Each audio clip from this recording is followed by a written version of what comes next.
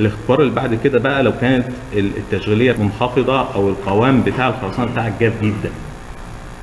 فكرته ايه بقى؟ انك بتقيس الزمن اللازم لتحول شكل الخرسانه من مخروطي لاسطواني عن طريق الهز الميكانيكي. الاختبار ده عباره عن في بي لاعاده التشكل، بقيس بناء على الزمن اللازم للتحول من المخروط للاسطوانه. ادي عندي الجهاز بيبقى مخروط جوه اسطوانه، يعني الاسطوانه الزرقاء اهي ثابته في الجهاز، وادي المخروط بتاع الاسلامب اللي هو اختبار الاسلامب العادي اللي هو 10 20 30، قطره من فوق 10 ومن تحت 20 وارتفاعه 30، بتحطه جوه الايه؟ جوه الاسطوانه دي.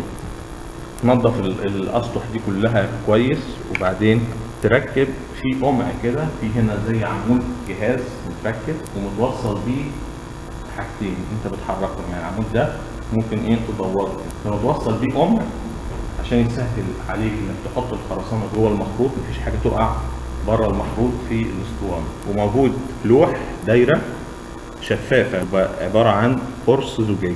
المهم انت عندك الكون تحطه جوه الاسطوانه بتاعتك، تمسكه كويس، وبعدين تجيب القمع بتاعك تحطه على ايه؟ على الفتحه العلويه للمخروط ده. تبدا تحط الايه؟ الخرسانه بتاعتك على 3 طبقات، وتدمج كل طبقه كام؟ 29 مره. تساوي سطحه، بس ما تحطش اي خرسانه جوه الايه؟ جوه الاسطوانه اللي بره، اي حاجه هتشيلها خليها بره. وبعدين ترفع المخروط بتاعك، راس القوام بتاع الخرسانه دي جاف، يعني مش هينساب معاك، يعني هترفع الكون هتلاقي الخرسانه متشكله معاك ايه؟ كون زي ما هي. هتجيب القرص الزجاجي ده، تحرك القرص الزجاجي وتحطه على سطح الخرسانه، وبعد كده تبدا تشغل الجهاز هيدنه يرج في الخرسانه، هيتحول شكلها من المخروط للشكل الاسطواني. طب تعرف ان هي بقت اسطوانه كامله ازاي؟ من اللوح اللي انت حطيته فوق الخرسانه ده، هو شفاف، فانت شايف الخرسانه من فوق قطرها قد ايه. اول ما تلاقي ان الخرسانه باقي على القرص ده كله، القرص ده على قد الاسطوانه، فطول ما الخرسانه بتنزل الخرسانه بتتسع. اول ما بتشغل الجهاز بتبقى معاك الستوب ووتش، وتشغل الايه؟ الستوب ووتش بتاعك، يبقى الزمن اللازم لحد لما القرص ده كله يبقى عليه خرسانه هو ده الزمن اللي انا ايه؟ اللي انا بقيسه. وانا عارف حجم المخروط اللي انا حطيته اللي هو 10 20 30، وعارف حجم الاسطوانه اللي متركبه على الايه؟ على الجهاز. منهم بحسب زمن في بي. يبقى الزمن في بي ده عباره عن ايه؟ الزمن اللي انت حسبته في الستوب ووتش بتاعك اضربه في النسبه بين حجم الاسطوانه على حجم الكون. احسب الاختبار ده كام مره؟ 3 مرات، وخد المتوسط بتاعها، وخش على الجدول بالتوصيف بتاع الايه؟ درجه التشغيليه بتاعتك. اكتر من 12 دقيقه، اكتر من 12 ثانيه، يبقى درجه تشغيليتها منخفضه جدا، خدت وقت عقبال ما ايه؟ ما اتحولت للشكل الكبير. انما لو تشغيليتها عاليه، ثانيتين 3 تلاقيها اتحولت. قلنا مناسب للايه؟ لقابليه التشغيل المنخفضه او الخلطات الجافه.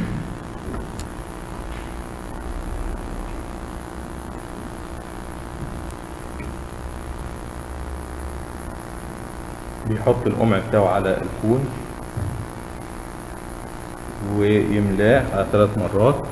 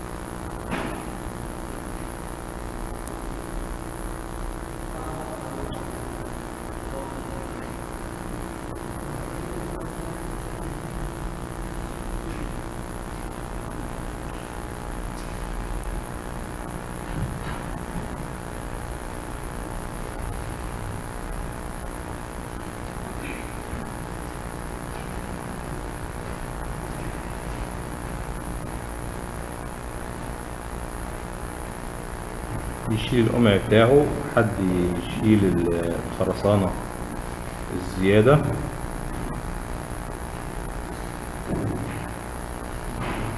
يساوي سطح الكون، يرفعه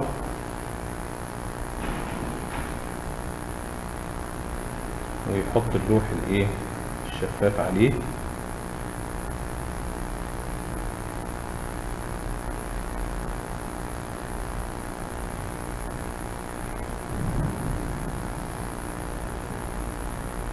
يرخي اللوح ده بحيث ان هو ينزل العمود ده ينزل مع الاسطوانة، يرخي العمود الصامولة بتاعته يعني، بحيث ان العمود ده ينزل ايه مع الاسطوانة عادي. يبدأ بالموبايل هو يشغل الستوب ووتش مع تشغيله للايه للفايبريت. الهزاز او شايف لحد لما الخرسانة كلها مالت البتاع، تحول كده لايه شكل الاسطوانة. يقيس الزمن ده ويحسب، لقى 7 ثواني يحسبها في في بتاعة الاسطوانة على الفي بتاعة التليفون،